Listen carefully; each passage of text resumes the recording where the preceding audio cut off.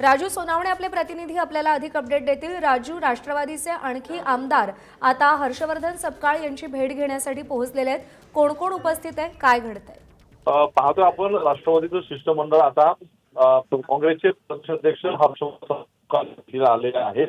त्यामध्ये आपण पाहतोय की मकरंद आबा पाटील मंत्री हे आहेत, संजय खोडके आहेत, सना मलिक आहेत, मनोज डायंदे आहेत, राजेश विटेकर असे आपण 5 जणांचं शिष्टमंडळ जे आहे ते हर्षवर्धन सपकाळ यांच्या भेटीसाठी आलेलं आपल्याला पाहायला मिळतंय। आणि बारामतीची पोटनिवडणूक ही बिनविरोध करावा अशा प्रकारची विनंती जी आहे ती सपकाळ यांना करणार आहे। त्यामुळे आता ह्या शिष्टमंडळानंतर पुढच्या 15 ते 20 मिनिटांमध्ये यावरती अधिकृत जी आहे ती काँग्रेस आपली भूमिका जाहीर करणार आहे। याच्या आधी आपण पाहतोय की मुख्यमंत्र्यांचा फोन येऊन गेलेला आहे, सुनेत्रा पवार यांचा फोन येऊन गेला आहे, रोहित पवार सकाळी भेटलेले आहेत।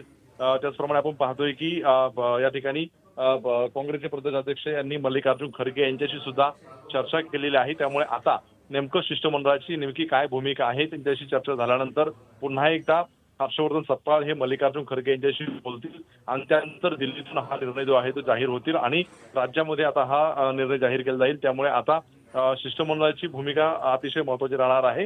मात्र एकूण सगळी परिस्थिती पाहता काँग्रेस सुद्धा जी आहे ती मावळती भूमिका घेण्याची शक्यता आहे। एक पाऊल मागे येण्याच्या तयारीमध्ये काँग्रेस असल्याचं पाहायला मिळतंय।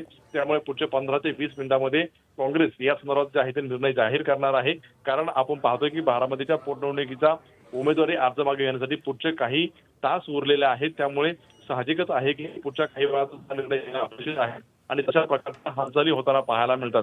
खरं तर याच्या आधी या हालचाली ज्या आहेत ते होताना आपल्याला पाहायला मिळत नव्हत्या, मात्र आज शेवटचा दिवस आहे आणि त्यानुसार या सगळ्या हालचाली ज्या आहेत त्या होताना पाहायला मिळत आहेत। त्यामुळे पुढच्या 15 ते 20 मिनिटांमध्ये अधिकृतपणे जी आहे ती घोषणा केली जाणार आहे। खरं तर आपण पाहतोय की मुख्यमंत्र्यांनी सुद्धा फोन करून तशा प्रकारची विनंती काँग्रेसच्या नेत्यांना केलेली आहे। त्यामुळे आता मुख्यमंत्र्यांच्या विनंतीनंतर आणि राष्ट्रवादीच्या शिष्टमंडळानंतर काँग्रेस आपली भूमिका जी आहे ती जाहीर करणार आहे। त्यामुळे या भूमिकेकडे सगळ्यांचं लक्ष लागलेलं आहे। एकूण जर पाहिलं तर कदाचित या सगळ्या भूमिकेनंतर काँग्रेस आपला उमेदवारी अर्ज मागे घेण्याची दाट शक्यता जी आहे ती वर्तवली जाते आणि तशा प्रकारचा निर्णय सुद्धा काही वेळापूर्वी चर्चा झाल्याची समोर येते। मात्र अधिकृतपणे अजून कुठल्या प्रकारचा निर्णय जो आहे तो होऊ शकलेला नाही, काही झालेला नाही। त्यामुळे पुढच्या 15 ते 20 मिनिटांमध्ये यावरती अधिकृतपणे काँग्रेसचे प्रदेशाध्यक्ष हर्षवर्धन सपकाळ आपली भूमिका मांडणार आहेत। राजू, या सगळ्यामध्ये प्रश्न हा आहे की एवढी मनधरणी का करावी लागते? म्हणजे सुनेत्रा पवारांचे फोन, शरद पवारांचा मल्लिकार्जुन खरगेंना फोन, रोहित पवारांची भेट, मुख्यमंत्र्यांचा फोन आणि आता शिष्टमंडळाची ही भेट, एवढी मनधरणी का करावी लागते? अगदी आपण पाहतोय की काँग्रेसच्या काही नेत्यांचं खाजगीत म्हणणं असं होतं की ही निवडणूक लढणं त्यामध्ये यश अपयशाचा प्रश्न नाही, मात्र ज्या प्रकारे भाजपची भूमिका केंद्रामध्ये आहे आणि राज्यामध्ये आहे की विरोधकांना विचारायचं नाही किंवा त्यांना त्यांच्याशी संवाद साधायचा नाही आणि त्यामुळे आम्ही कुठेतरी ही भूमिका घेतली अशा प्रकारचं खासगीमध्ये काही नेते सांगत होते। ज्या प्रकारे दिल्लीमध्ये विरोधकांशी डायलॉग बंद केलेला आहे तसंच डायलॉग राज्यातही भाजपच्या नेत्यांनी बंद केलेला आहे। उमेदवारी अर्ज भरण्याच्या आधी जर कदाचित ही भूमिका घेतली असती तर आम्ही उमेदवारी अर्ज भरू शकलो नसतो अशा प्रकारचं सुद्धा काही नेते खासगी सांगतात आणि त्यामुळे आम्ही हा अर्ज भरला होता। मात्र शेवटच्या दिवशी जे आहे ते भाजप असेल, राष्ट्रवादी असेल किंवा शरद पवारांच्या राष्ट्रवादी असेल यांच्याकडे सगळ्याकडनं जे आहे ती विनंती केली जाते। त्यामुळे आता या मनधरणीवरती काँग्रेस जे आहे ते एक पाऊल मागे येण्याची शक्यता आहे। मात्र या सगळ्या याच्यामध्ये जर आपण पाहिलं तर याच्या आधी सुद्धा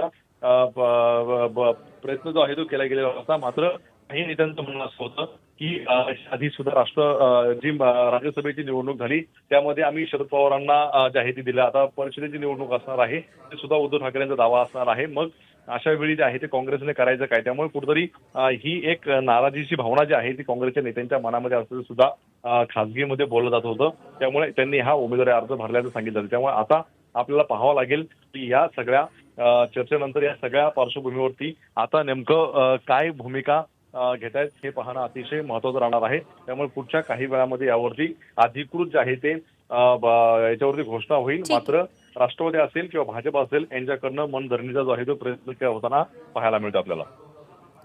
राजू, विनंती आहे सोबत रहा। दरम्यान हर्षवर्धन सपकाळ यांची भेट घेण्यापूर्वी मकरंद पाटील यांनी काय प्रतिक्रिया दिली आहे पाहूया।